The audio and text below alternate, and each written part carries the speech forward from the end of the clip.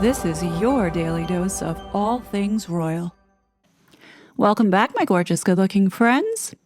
So it's been a pretty interesting 48 hours watching the media ramp up on all this noise about some so-called reconciliation between Prince Harry and his family. Over the weekend, we've seen headline after headline claiming the king's going to be in the UK at the same time as Harry, who is apparently going to be there for the Well Child Awards. So, of course, the press is pushing the idea that a meeting might actually happen. Now, when I posted about this yesterday, a lot of you jumped in the comments calling BS, saying this has Montecito written all over it. And look, you're not wrong. We know Meghan and Harry have played this game before, using the media to force someone's hand, to push their selfish agenda, or to weaponize stories against people. But I'll be honest, this time I think there might be a little truth behind it. But before I break down the signs pointing that way, could you please help the kid out and do me a quick favor? Hit that like button and double check you're still subscribed. Without further ado, let's get into why I believe Prince Harry will meet with his father this time on this trip to the UK. Now, the first sign that makes me believe this is an indicator is when you search for Prince Harry. Well, actually, 2 days ago when I searched for Prince Harry, the first one in queue was the BBC. Now, normally, if this came out of Montecito, we would have seen People magazine, we would have seen New York Times, we would have seen all the traditional American leftists, broadcast and media outlets reporting on it. But what pops up at number one is the BBC. Now, I understand the BBC is very woke and it's very left, but it's not a traditional outlet that would pop up first here for the United States. At least that's how it has been with Harry and Meghan. I would have expected CBS to pop up or New York Times to pop up or even CNN. But the fact that the BBC now has popped up as number one, I found it a little unusual. But then when you actually look at the article and you take a look at who the journalist is who wrote this piece, Daniela Ralph, and you take a look at the articles that she has written in the past, it looks very much like she is a part of the Royal Rota representing the BBC. Now, we know that the royal family love the BBC. For the most part, this journalist writes a lot about Prince William and his climate activities, as well as King Charles and Queen Camilla. Rarely does she write about Prince Harry and Meghan. But here we are with an article suggesting that there might be this reconciliation with the king. Now, who do you think told her to write this article? It says right here, things are different this time. Not significantly different. But if we follow the evidence, there are signs of a slight shift in mood. Does anyone think that this delicate phrase is the work of Harry and Meghan? Carefully chosen words being put together? Slight shift in mood? Not only is it the BBC, but also this woman is writing about the royals rarely touching Harry and Meghan, and then this carefully crafted and worded statement does give the indication that there is a coordination with the palace to put this stuff out, moving Harry towards this reconciliation to bring him back into the fold. While many people don't want to say it, but Harry is a liability to the crown the longer he stays outside of the firm. And here's why I believe that this meeting is going to happen. Not because Charles misses his son, it's because Charles has to reduce this liability right now. Remember, I told you, since the recent election, I've said that we were going to start to see this shift. Harry suddenly wanting to go back home, not because he actually misses his old life, but because his mission was to tear down the First Amendment dressed up as reshaping the media landscape. And that completely failed because look who's back in office. And at the same time, during these past 4 years, these two degenerates got themselves tangled up with high-ranking Democrats who were busy abusing the American taxpayer, helping to strip away our civil liberties and drag this country down the same path we're now watching Europe and much of the West crumble under. Hopefully, people are finally starting to see why back in 2020, It was all hands on deck globally to make sure the election went Biden's way. The push to control the online information space and the non-stop media narratives shoved down our throats was never about safety. It was never about protecting children. It had always been about one thing, and that was control. And let's be clear, the UK had a lot of involvement with this censorship. Even though the United States had funded a lot of it outside the United States, the UK was heavy-fisted and had tremendous amount of influence here in the United States. When we talk about controlling narratives, the royal family is the perfect example of how the press gets controlled and used as a tool. Ask yourself, why has no UK journalist ever seriously investigated Meghan's so-called malignancies? Why has no UK journalist questioned the glaring inconsistencies or challenged those inconsistencies in the endless stories about Meghan, Harry, as well as the Markles? And even Doria? The answer is simple. They're not doing journalism. They're PR propagandists. They don't investigate. They simply manufacture. They manufacture what they are told. Here in the United States, the freedom of the press is supposed to exist to hold government accountable for the good of society. But in the UK, you've got court orders blocking the press from even talking about government abuse of taxpayer money, like secretly funding the resettlement of Afghan nationals. That's not a free press. That's 100% censorship. The way that I see it, Harry and Meghan thought they could pull the same tricks here in the United States in getting the media landscape in line, meaning the online landscape. And with Pa's blessing to build their life overseas, they did exactly that. What they didn't count on was Elon Musk buying Twitter and pulling back the curtain, exposing massive human rights violations tied to censorship and suppression online. And let's be clear, this wasn't random. It was a cabal one Harry and Meghan were deeply involved in, supporting, funding, and hiding behind the protection of the Biden regime. But those days are over.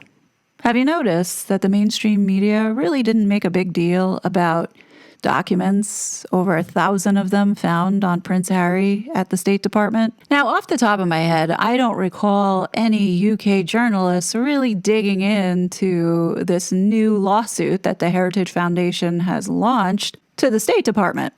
Yeah, it's clear that this news had been suppressed, very much so.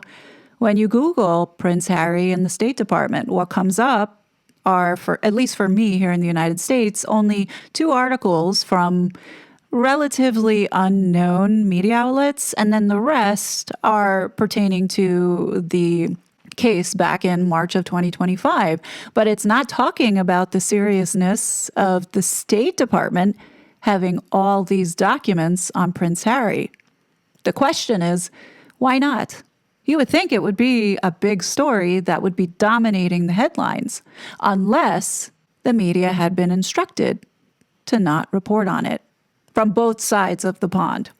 Clearly, you can see how the story has been pushed down, and if you had typed in just Prince Harry, I guarantee that this story wouldn't even show up till probably the second or third page. How many people are really going to go past the first page on Prince Harry?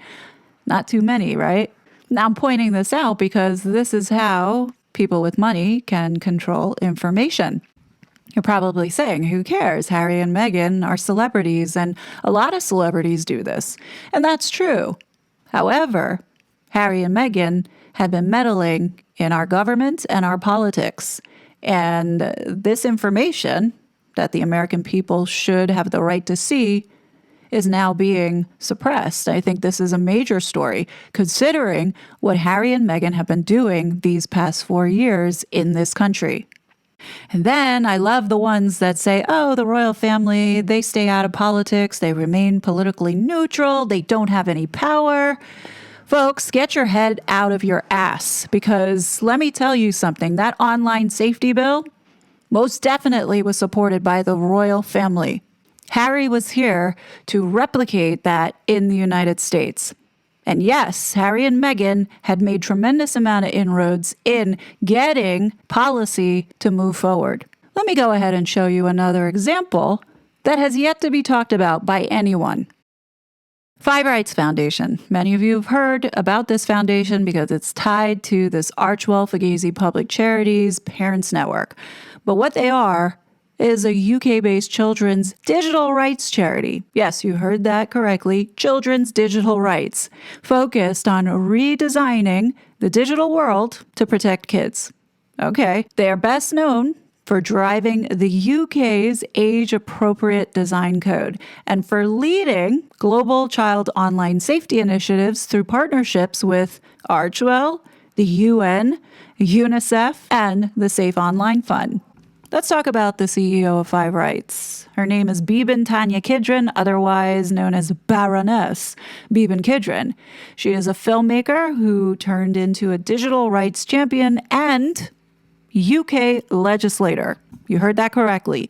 UK legislator. I bet many of you didn't know that she was one of the main contributors and voices in shaping the Online Safety Act in 2023.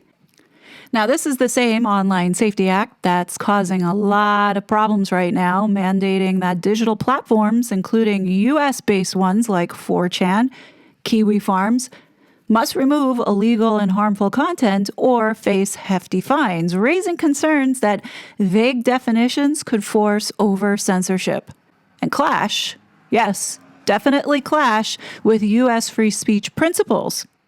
Recently, 4chan and Kiwi Farms, if you haven't heard, filed a federal lawsuit in the U.S. challenging the enforcement by the UK regulator Ofcom, arguing that the Act's reach over American platforms infringes their First Amendment rights and exceeds jurisdictional limits. Now, this next part of the video is directed directly to the people who continue to say that Harry and Meghan don't have any influence in America. Nobody takes them seriously. Pay attention.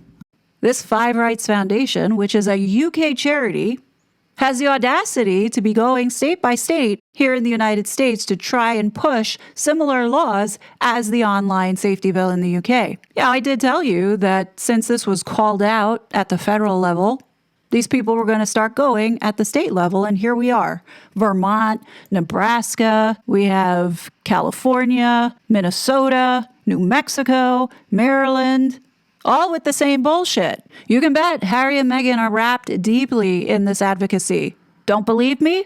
Then explain to me, why is Archewell's name on the lawsuit supporting California's new law against net choice? Archewell is listed as an amicus curiae, otherwise known as expert in this field, to support these laws being passed. If that doesn't tell you, hey, we're affecting policy and trying to subvert the U.S. Constitution, I don't know what else is.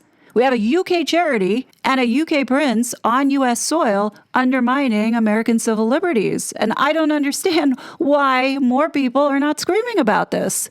For my American listeners, you should be pissed off that we have these UK entities and enemies of the state trying to take away our civil liberties, which include freedom of speech and the right to privacy. Get these fucking people out. This was an obvious effort by the Biden regime. I mean, this can't be any more clear.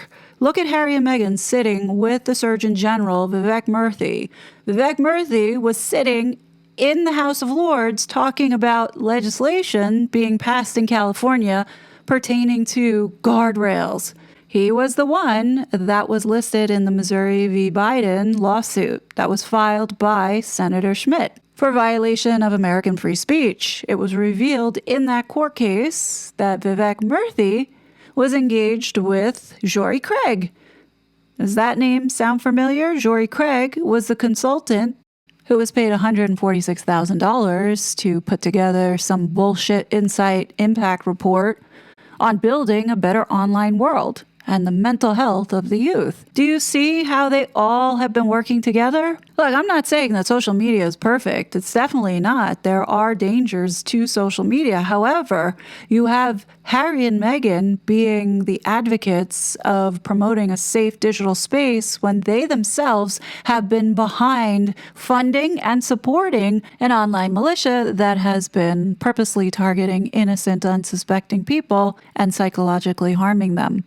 I think part of these attacks is to get somebody either to snap so they can make an example of them and write a big story, because we know that Meghan absolutely hates this group of YouTubers who call her out for her lies. And these asshole journalists like Ellie Hall, who, by the way, was a major player in the abuse that so many creators, including myself, had to endure as a result of the bullshit that she was writing. It's no coincidence that Ellie Hall's specialty is covering online terrorism and extremism.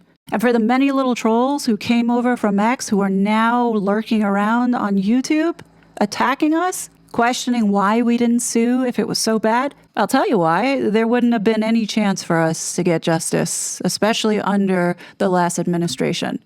I'm not speaking for my international friends. I'm talking about the folks here in the United States who had their civil rights violated by these fucking people. Like Meghan said in her interview, it's a different time, you know? And it does appear that the Trump administration listens and pays attention. And I would not be surprised if this is one of the agenda items to be discussed when the president goes to meet with the king. Now, the last thing that I would like to point out to everybody is that this woman, Baroness Bevan Kidron, who works with Harry and Meghan on trying to censor the internet, actually was picked by Prince William back in 2016 to be part of his task force. In case you forgot or didn't know, Prince William's work with online safety had also focused on creating a safer digital space for young people, particularly with regard to cyberbullying and online harassment. Now, it's interesting that Prince William and Princess Catherine no longer focus in that space, but this is the space that Harry and Meghan have now taken over. Now, it's also interesting that Harry has a lot of the same resources that his brother had once been aligned with. Now, I wonder why Prince William and Princess Catherine decided to abandon this worthy cause, especially since they are heavy advocates of mental health, especially in the youth. I believe the month of September is going to be fire, with America putting its foot down and standing up for its First Amendment rights. Right now, President Emmanuel Macron is reportedly pressing European leaders to consider retaliatory measures against American tech companies following Donald Trump's demand that the EU ditch its censorship-heavy Digital Services Act or face new tariffs and tech-related restrictions. My guess is the same mandate is going to go to the UK around their Online Safety Act. According to a senior French government official speaking to Politico, Macron said Europe should not exclude taking a look at the digital sector. A separate source, described as close to Macron, confirmed that targeting U.S. tech platforms is now aligned with his position. You know, at this point, America could really say, go for it, EU. Go for it, UK. Good luck to you. See if you can do better. We have a lot to look forward to in September. Preston Byrne said it best. That's the thing about the First Amendment. Either everyone has free speech or nobody does. The minute you start making exceptions, it's all over. Now to Prince Harry and your band of misfits that have infiltrated this space. Where free speech is concerned, if you go after any American, you're really going after every American. People don't realize how serious this is. And it could get to a point where there's a diplomatic crisis, especially if Americans find out what Harry had been doing to other Americans, like myself, Duchess of Sussex, Sue Smith, and Daily Empress, and quite a few others. And that's just on YouTube.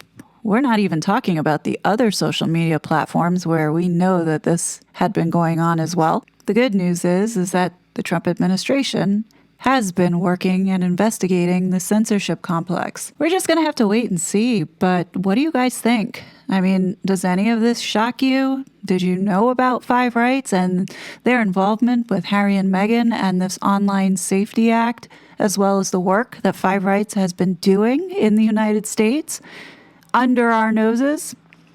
Anyhow, definitely let me know your thoughts below. As always, I will be back with more content. But until then, please be safe, and I'll talk to you later. Bye! You're such a fraud.